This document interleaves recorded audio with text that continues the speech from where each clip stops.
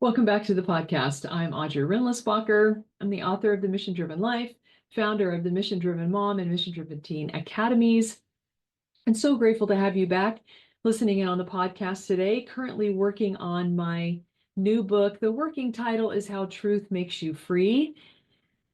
That's could be subject to change, but that's what we're working on. And I want to share something with you today that in my research and preparation, I've been coming up against that's a helpful piece in what I'll lay out for you in that book about what truth is and what it means to be made free and the process that you want to walk down in order to discover the truth and have the truth make you free. And I'm going to talk today for a few minutes about one little tiny piece of that. It's something that, there's a lot of people out there telling you to go for it, to dream big, that you can have the things that you want, to set goals, to envision. Lots of people telling you how to go about doing that, lots of programs that help you set goals and books and all that kind of thing. But I really literally have never run across anyone who talks about these two vital components for achieving any meaningful, worthwhile goal. And in my own life, in my own personal experience, I see how vital these things are. As I look back on all the lives of the incredible mission-driven people that I've studied, I see how this is the case in their life as well, in their lives. And so I want to spend a few minutes with you today talking about these components that are so vital to achieving your goals. I'm going to start with a little story, I guess. It's a real event that happened. Robert Fritz would do it in his seminars with people. I'm just going to paraphrase the experience of what would happen. So he would do these 3-day seminars. And for all 3 days, they were in the same room. And the first 2 days, they would just go through and do their thing. I don't know what kind of stuff went on. But then on the last day, he did this activity with the people that came. They would come in the room, and there would be a pitcher of water sitting next to 7 empty glasses of water. And all throughout the day, he would, at different points before a presentation or before lunch or after lunch or whatever, he would fill up one of the glasses so that throughout the day, more and more of the glasses were getting water in them.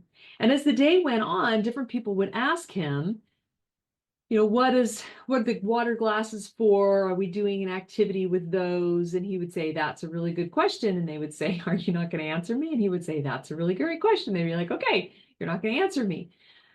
Not everyone noticed, not everyone cared, but more people throughout the day did. At one point, they came back from a break and one of the glasses had a lot of water out of it. So he filled it back up. And one time there was a flower in one of the glasses. And so he took the flower out.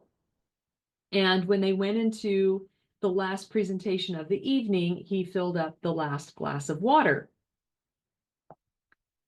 So at the end of the evening, he had everyone write down what they thought was going on with the water glasses and put it in a basket. And then they passed it around and people would take one of the responses out and read it to everybody. And some of the responses were kind of funny or interesting. I thought that he was going to play music because people do that with water glasses. I thought that it was some kind of a ritual before or after. I thought it was a game he was playing with us. So all of these responses came back. But then later they did a more thorough debrief. I'm going to read you some of this dialogue that went on between him and some of the attendees of his conference, because it heads us right into these really important principles for achieving your goals, reaching your visions, growing as an individual, becoming the best person that you can be. That's so absolutely vital. Okay, so he asked, okay, who wants to talk about what they thought was going on with the glasses? And this woman says, I thought you were just going to drink a lot of water at first, but then you didn't drink any water. What did you think then? I asked her. Well, then I thought that the glasses would be used later to make some kind of music. And after I figured that out, I felt a lot better. Why did you feel better?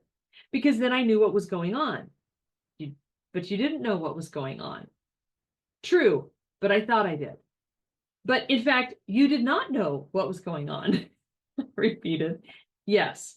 So why did your speculations make you feel better? Because I don't like not knowing what is going on, she responded. Why not? I don't know. It just makes me a little nervous. What are you nervous about?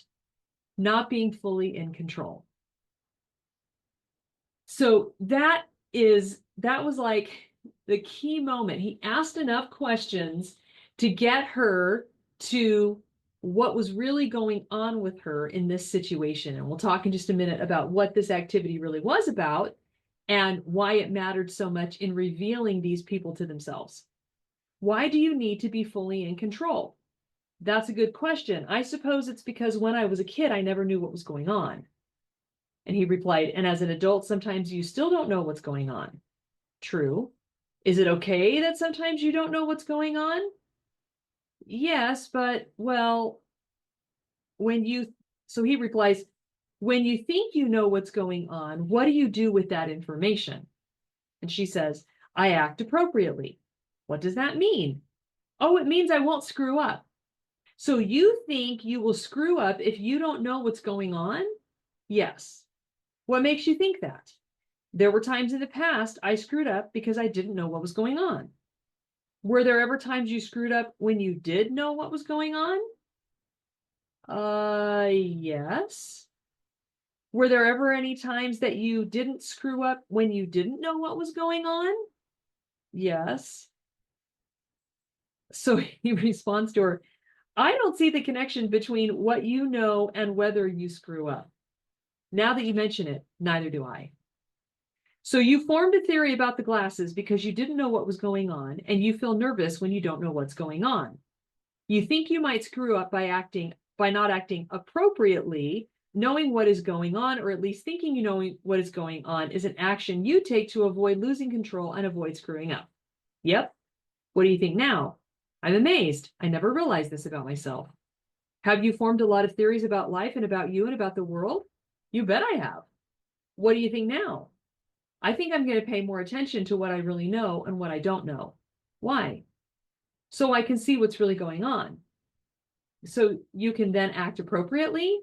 No, so I can simply know what's going on. So he says, as we're talking, many of the others remember their reactions to the water glasses during different parts of the day, and a young man in his early 20s begins to speak. I was super mad by the glass thing, he says. Why? Because you and Rosalind were in a position of power. How so? Because you knew something I didn't know. How did that give us a position of power? Because I didn't know what you knew. That's true, but so what? What does power or position have to do with knowing what's going on? I don't know. I think it was about authority. Did you see us as some kind of authority figure? Yes. Why? Because you get to sit in the front of the room and we're sitting here. Yes, but you hired me to sit in the front of the room. When you enrolled, you hired us to teach this course. Yes.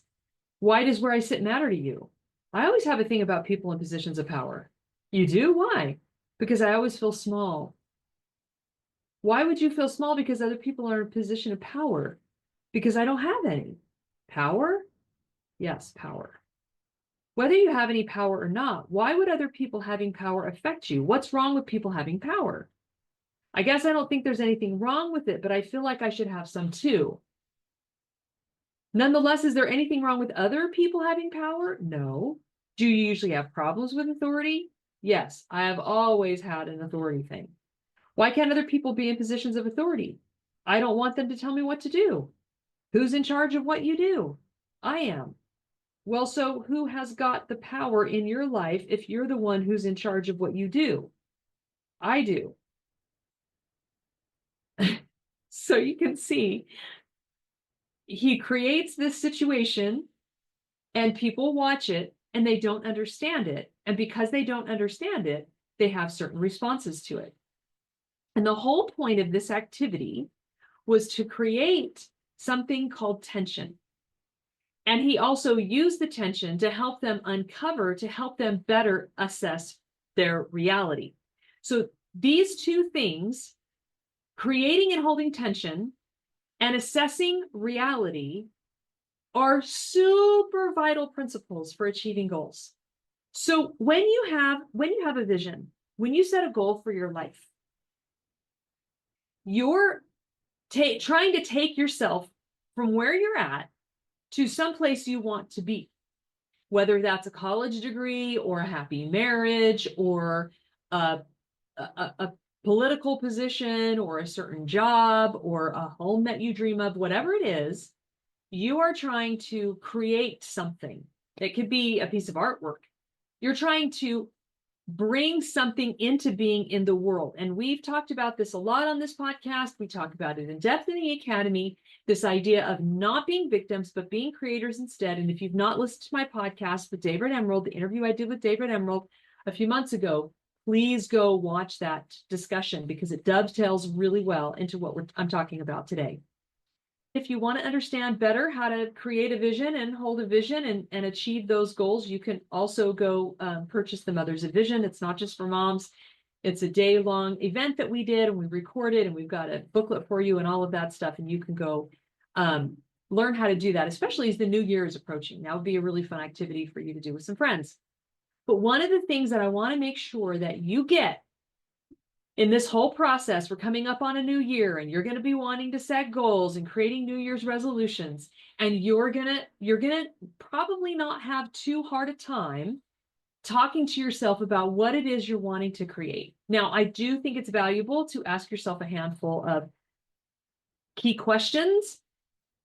Is this goal or vision that I want to set, is it worthy of me? Is it worthy of the precious few hours that I have on this planet? Will it better me? Will it better the people around me? Will it develop my virtue and character? All of those things are worthwhile to ask, but you're probably not going to have a hard time coming up with something that you really like to achieve or accomplish or do or become. What you're going to get hung up on is the difference between where you're at and that vision. Okay. And so one of the things that the first thing that you have to do after you set that vision is you have to assess your current reality. Now, I'm going to actually go back into Fritz for a minute and read a couple of things to you because this is so helpful. He says that when he started working with people and teaching them that once they know what they want to create, they have to assess their reality. He thought that he went into it thinking that coming up with the goal would be the hard part and evaluating reality would be the easy part. But actually the inverse was true. He said people didn't have any trouble generating the end results that they wanted.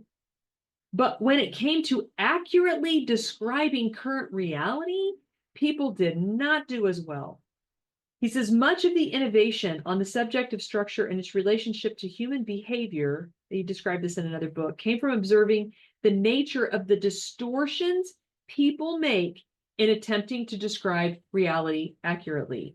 Descriptions of these elements that make it hard for you to accurately describe the current state of reality fall apart. So he thought when he went into this work of teaching people to be more creative and to be creators, that they would have a hard time coming up with a goal, but a much easier time assessing reality. And just the inverse was true. He said that he observed a lot of times the distortions that people make in attempting to describe reality accurately. How does the inability to discern reality accurately impair the creative process? If you are not fluent in the current reality that exists in your life and in your creations, it will be difficult for you to act in favor of your creation, and sometimes impossible. He goes into a little bit more detail about this. He talks about how he calls us speculators. We speculate. We're spectators in our own lives.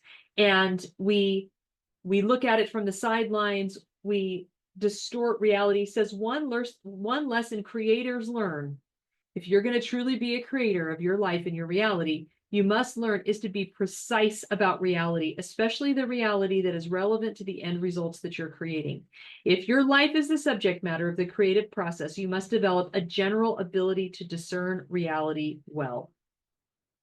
And there's some ways that we distort this reality because we don't know what's going on, just like this experience with these glasses. We don't know what's going on, and so we make up stories to explain it. Or we can't connect the dots, so we try to connect them in a way that isn't helpful or isn't completely true. He says, we don't always have to have an opinion. We don't always have to have it all worked out. We don't always have to have the answers. He says, if you desire to create the life you want, you must replace speculation with observation. Here is an extremely useful observation. You know what you don't know what you don't know. And you must force yourself to try to accurately describe your reality. And we can distort this both ways. You can distort your reality by making it better than it is, but you can also distort your reality by making it worse than it is. Sometimes those negative emotions that we're stewing in around, like, say, a relationship that we're in, that person isn't where we want them to be, or the relationship isn't where we want it to be. And so we stew in those negative emotions and we make the situation out to be worse than it actually is. He says, most people construct a myth about their own lives. They blend fact with theories about what caused various events, speculate on different actions they or others may have taken, and interpret the meaning of these facts in the long run. If you desire to have your life be the subject matter of the creative process, here's another piece of useful advice. Do not fill in the spaces. An important ability for all creators is being able to live with the unknown, the unresolved, the incongruent, and the contradictory. This contradicts the popular myth that creators are people who generate fantastic ideas and always have the answers. The truth is that creators, it's the truth. Truth is that creators often do not have the answers and are quite aware of the spaces. So as soon as you set a goal for yourself for next year, what you've got to do is pay the price to accurately assess your reality. And you've got to run this by a couple people that you love or that you trust that can look at what you've written and help you to assess. Now, you're going to be tempted to skip this step because it's time consuming and it could be painful and it doesn't seem all that important. And you brush over it in your mind and you think you have a grasp on reality. You think that you understand where you currently stand with things, but you often don't know. And people don't want to go to this place because it can feel yucky. The anticipation it's going to feel yucky is actually worse than what it really ends up being, because you often find that you have resources you've forgotten, you have reserves or motivations or access to things that can be of genuine help to you that you have forgotten are an option for you. And so that's really important that you take the time to properly assess your reality. This reminded me, when I was thinking about this, it reminded me a lot of, when I was a few years into my marriage, and I knew going in that Blaine had pornography issues. And after we got married, as I've said lots of places, it got a lot worse. And I lived with a bit of a fantasy for several years that it was going to go away, that he was going to find the answers or whatever, and I would ignore it or whatever it was that I did, whatever my coping mechanisms were. And when I finally sat with myself and I was very honest about reality, I was able to say, he's safe. He's a good dad. He loves me and he's very kind to me. He's very generous. He's very hardworking.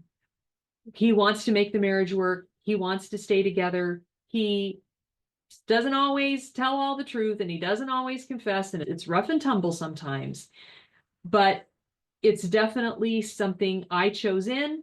I want to keep choosing him. And I settled into the reality that I might spend the rest of my life with an addict. And that's what I was choosing.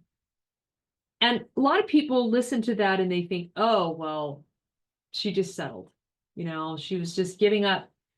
But I knew, I'd been around the block enough to know that if I walked out on Blaine, and I found somebody else, I would just be signing up for a different set of problems. Everybody has their problems. And it was just going to be in a different package. And so I took an assessment of my reality. Finally, completely and wholly and honestly, I looked at all the good and all the bad, and I knew that there would be more betrayal, and I knew that there would be more pain. But I also knew that there would be a lot of love, that our family would stay intact, that we still had many, many things that we enjoyed in common, that we still shared values, that we still shared religious beliefs, that we still wanted to walk through life together and help each other through. I knew that he had a lot of strengths I didn't have. I knew that he made up for a lot of things about me that I needed someone to make up for, that because I was deficient. I could see the good and I could see the bad, and I accepted reality. And so I could continue to choose in. Now that doesn't, and so I want to go to the next principle. Once you've assessed reality, now that you've set a vision and you've assessed reality, if you're just listening, you can imagine that I'm holding this rubber band, right? So up on top, at the top of the rubber band that I'm holding between my fingers is the vision I've set. And in the case of my marriage, my vision was a happy, fulfilling, meaningful marriage, a happy family, meaning that every day wasn't happy, all the time wasn't perfect, but we knew everything about each other and accepted each other unconditionally and worked really hard to try to love each other. Now, down at the bottom, the other end of the rubber band is the reality I just assessed. And the bigger the vision is, the more distant it is from that reality. Now I'm pulling that rubber band tighter and tighter and tighter. This is called tension. The tension is what is created when you have the courage to seek a vision. Being an intentional creator is an act of great courage, and acting on that vision is an act of faith. And when you have the courage to also assess your reality, you can properly see the distance between where you are and where you want to be. And people are afraid to look at the reality because it might increase the tension on the rubber band, but it also might decrease the tension on that rubber band. It might alleviate some worry and anxiety, but it might increase some worry and anxiety that how are you ever going to get there? But tension is the golden motivator. This is why in the Mothers of Vision, when I talked about setting a vision for yourself, I talked about the power of envisioning and how important it is to envision regularly, because the envisioning reminds you of where you're heading to. It keeps that picture in your mind of where you want to end up. And then your job is to decrease the gap, to alleviate the tension by bringing the distance closer and closer between your reality and your intended creation. And you can eventually get to the point where that tension is completely alleviated and the rubber band is slack and you're completely comfortable. You have moved. You have become something different. You have shown yourself that there is a place that you can achieve. There's something that you can strive for and get to, a place that you can get to that seemed so distant and far away. And tension is the golden element that allows you to achieve your goals. Tension is something that you must intentionally create, and it must be steeped in truth by being grounded in reality. And it must be a situation where it's also steeped in truth because you have paid a price to understand the principles that will get you to that vision. And then you practice, practice, practice.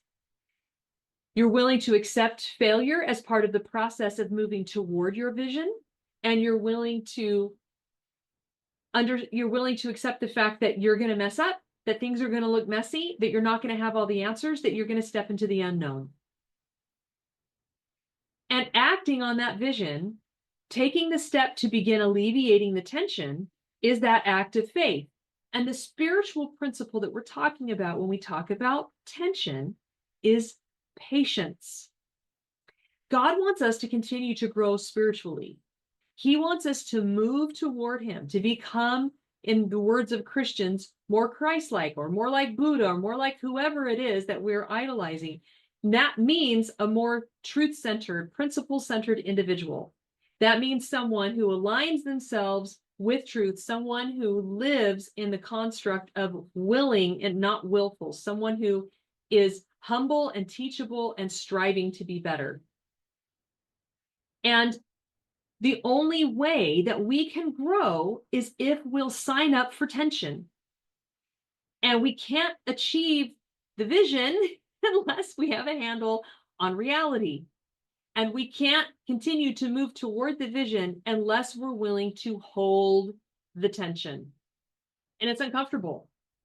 It can create worry, frustration, anxiety, fear. All those feelings come up.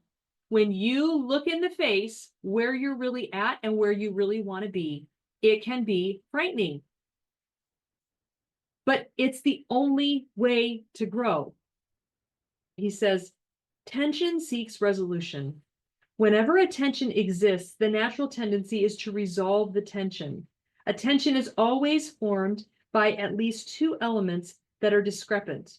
This principle is seen all through life, including physical reality. And he gives some examples of this is how air flight happens, that a plane can take off because of the discrepancy.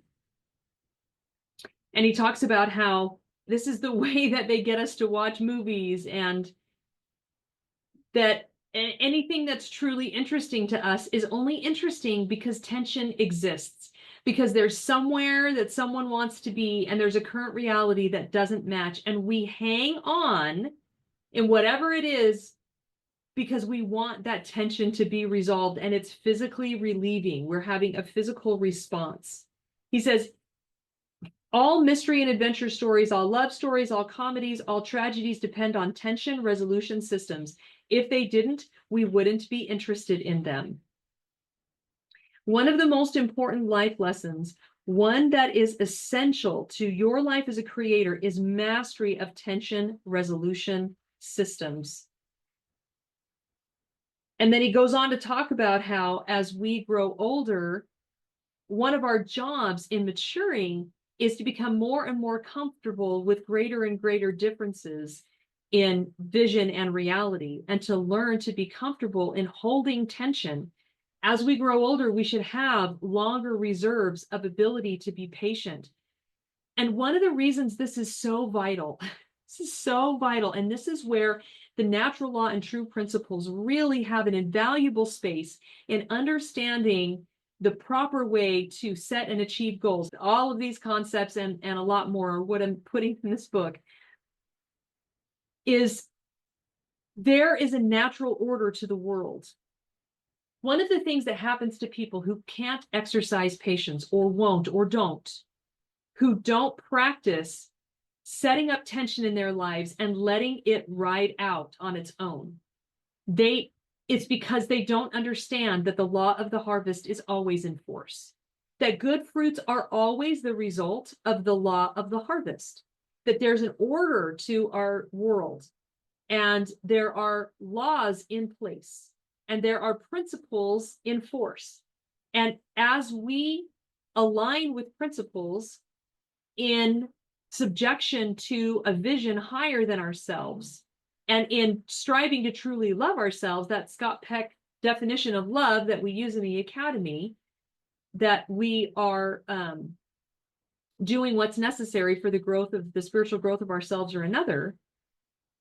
This is where we have to hold tension long enough for the law of the harvest to be in play. Fruits take time. From an apple seed to go from a seed in the ground to a tree with fruit on its branches is 3 to 5 year process. Even just to grow vegetables is a many, many month process.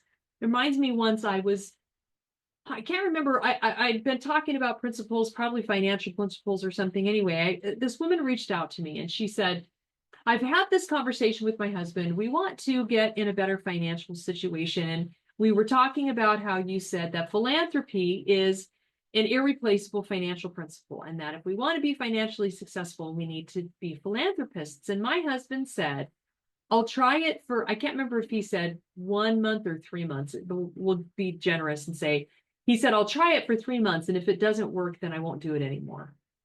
Well, that was someone who was unwilling to hold tension, unwilling to say, I want financial results, and I'm willing to submit to true principles long enough to see the fruits in my life of those principles.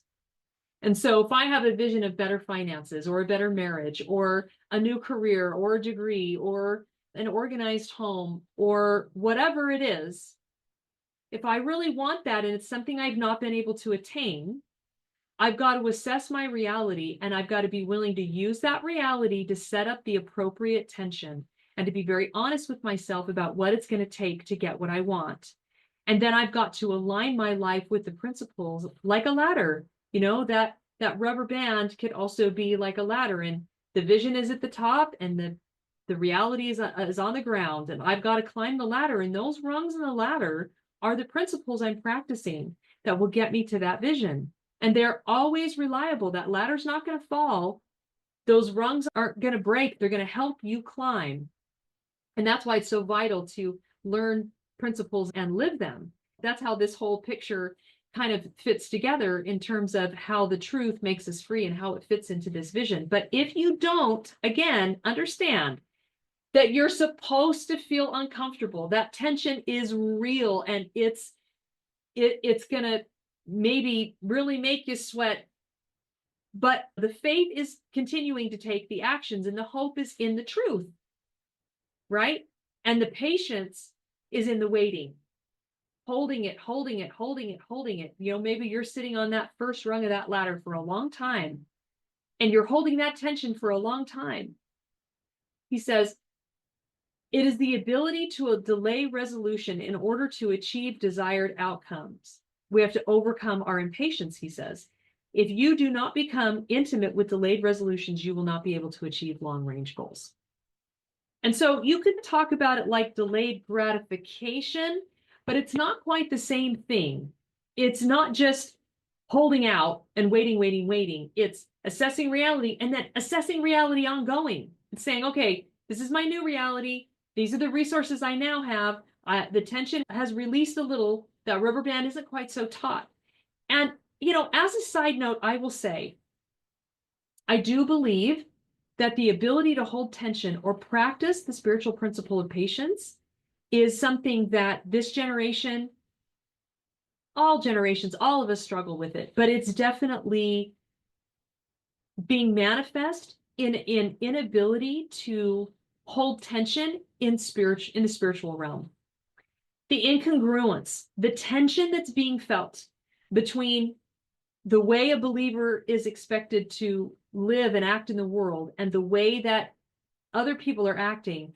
If you think about, just in my lifetime, it's radically different. They continue to polarize, which, if we think about it like a rubber band, means that the tension is growing, growing, growing, growing between how I need to live in the world, the values I need to hold, the behaviors I need to act on, and all of those things are becoming more and more and more different than the world around me and what's permissible in the world around me. And that tension becomes so difficult to hold. And if a young person hasn't lived long enough to live enough principles and see the fruits that come from them, then it's easy to just step away, let go of the tension and the discomfort, because it is uncomfortable. It's very uncomfortable. There's 3 ways that we can release the tension, right? We can lessen the goal. So, like in the case of people who are trying to practice their faith, they could say, well, I don't need to live that particular, spiritual principle that's always been around, that's always been the case, that's always been important, or I don't need to go to church anymore. I don't need a spiritual community. You could keep lessening the goal until you talk yourself all the way out of the vision. And of course, that is also part of what's happening just spiritually in the faith realm, is lack of vision is also what's happening there. So you don't really have a vision, you don't really understand reality, and you're not willing to hold the tension because of that. But anyway, whatever that goal is, if you're uncomfortable with the tension, you could just release the goal, just make it easier and easier and easier. But the problem with that is that you can't bring all your passion into a compromised goal. You can't throw yourself entirely into something that isn't like the real whole thing that you really, really long for. And so it won't get you to where you could have gotten. It won't be a vision worth holding. Or you can be unrealistic about your current circumstances. You can lie to yourself. You can deceive yourself. You can not take the time to assess reality. You can not run that by people in your life and let them critique you. You could not do the hard work of really looking at where you're really at. And then you won't be holding tension Or you can do the thing that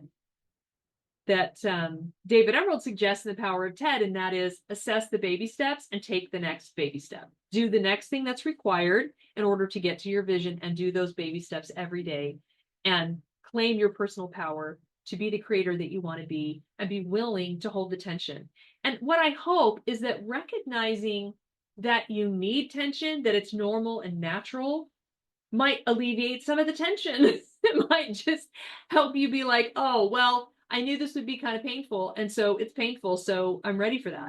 I'm all in for that, because I recognize that that is part of the process of growth. And I love myself enough to grow. And I love the people around me enough to grow and to exercise these important principles, the principle of tension and the principle of assessing your reality and being patient. I will end with one kind of really success story from my own life. And you can think about your own success stories. You've had success stories where you've set yourself a goal, you've envisioned something, you've paid the price to really look honestly and clearly at what it is that you want, and to assess your reality properly. You held the tension and it became a reality in your life. So I would encourage you to continue to look at those, assess the times when you've given up on goals, and ask yourself, did I not assess reality? Was I not willing to hold the tension? Was I not taking baby steps based on principles? Was I not practicing and willing to fail? You can ask yourself all those questions as you go into the new year, and be thinking about something that you'd really like to accomplish next year and why you would like to accomplish that. So after I released the Mission Driven Mom Academy, the next year I released it in the fall of, I think, 2018. And the 1 year later, on the year anniversary, I wanted to hold a big event. I wanted to train women on key principles. I wanted us to all gather and meet each other in person. And I wanted to award certificates to women who had finished level 1 in a year. And I was super excited about doing this. And for some reason, I just decided we were going to have 100 women there.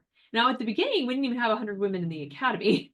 Eventually, I think, by the time we got to the event, we did. You didn't have to be a member of the academy to come, but you did need to want to come to this event. It was called Mothers of Discernment, and we actually have that recording if you want to buy that masterclass too. But anyway, so we came up with a theme, and I had gathered a board around me, and we were preparing speeches, and we had this beautiful venue, and we were super excited about it. But we were like, maybe 3 months at the most. I want to say a couple months out, and we only had half of the people signed up. So there I was. This is coming up. Now, I could still hold the event with a smaller number of people, and we'd still have a good time, but I wanted 100. 100 had been my vision. That had been the number that I had spoken often. That had been the thing that I had set my heart on. And I didn't want to lessen my goal, but it was getting more and more difficult every day that went on to hold that tension.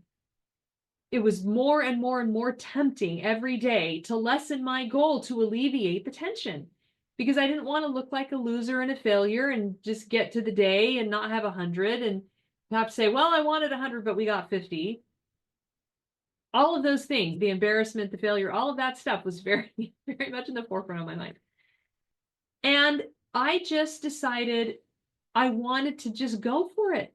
I just wasn't going to let my fears get in the way in this particular case, in this particular goal. And believe me, I've had plenty of other goals where I have a whole book called the Book Club Bible sitting in my computer, because I did not hold the vision of that goal, and I have not crossed the finish line on that one, and made a plan around it and all of that. But in this particular case, it was very important to me. And so I actually went to my board, and we did a huge brainstorming session.